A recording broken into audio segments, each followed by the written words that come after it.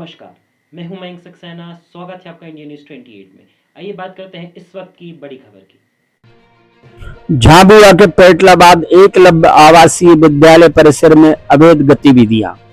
छात्र छात्राओं के द्वारा अवैध गतिविधियों को लेकर संस्थान प्राचार्य का बड़ा खुलासा।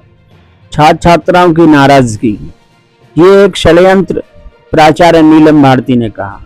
पेटलाबाद में एक और केंद्र सरकार, राज्य सरकार आदिवासी बाहुल्य जिलों में शिक्षा के क्षेत्र में करोड़ों रुपए खर्च कर रही है।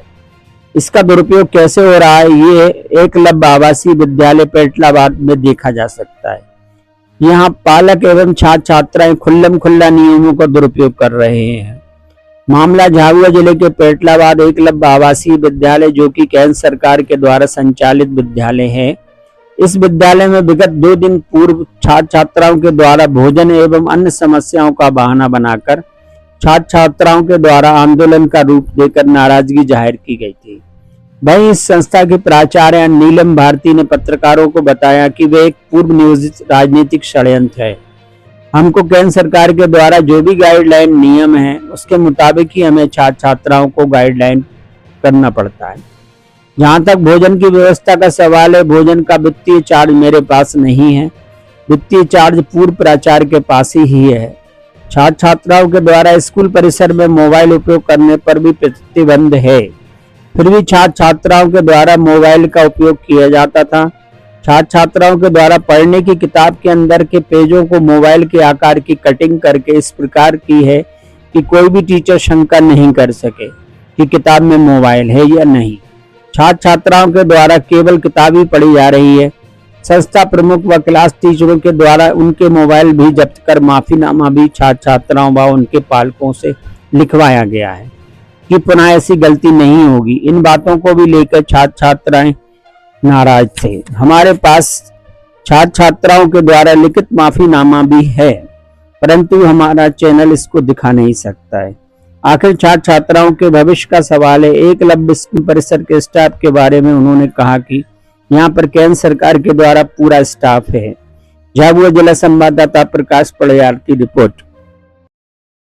मैडम, बहुत सारे स्टूडेंट ने माफ़ीनामा लिख रखा है जी। क्या कारण है, किस बात के उन्होंने माफ़ीनामा लिखा? सर, जो माफ़ीनामा है उसके पीछे बहुत सारे कारण रहे। हर बच्चा इंडिसिप्लिन के केस में पकड़ा गया है। जैसे कि मैं अगर पहला केस गिनाऊँ तो सबसे बड़ा केस यहाँ पे जो सामने आया है वो है लड़के लड़कियों के संबंध होना।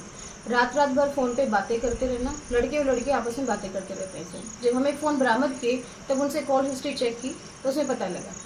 दूसरा सर क्या है, बाहर से केक ऑर्डर करना, बर्थडे सेलिब्रेशन करना रात भर विदाउट वार्डन की परमिशन के बगैर, विदाउट प्रिंसिपल की परमिशन के बगैर अपने आप से सेलिब्रेशन करने लग जाते हैं।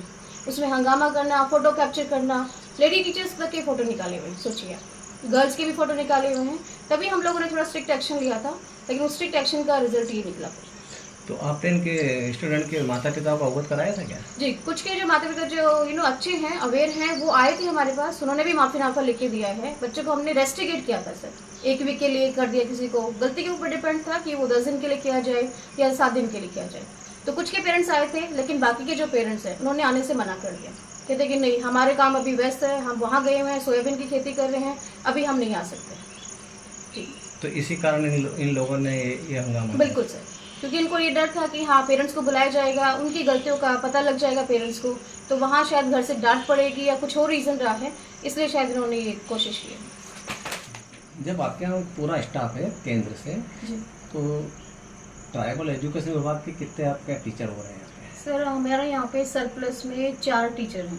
एक तो अभी प्रमोट होकर गए हैं, उनको रिलीव कर दिया गया है क्योंकि आगे से ऑर्डर आ चुके थे, इसलिए उनको रिलीव कर दिया गया था। लेकिन अभी भी एक्सेस में 4 टीचर्स हमारे यहाँ पे हैं।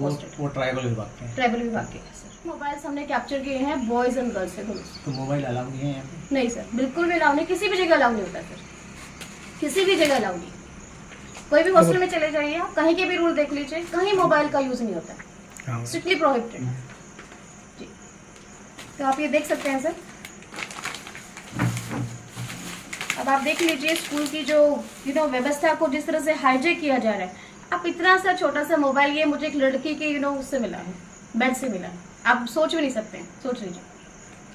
बाकी तो आप नज़र आपके सामने है, देख सकते हैं आप पे।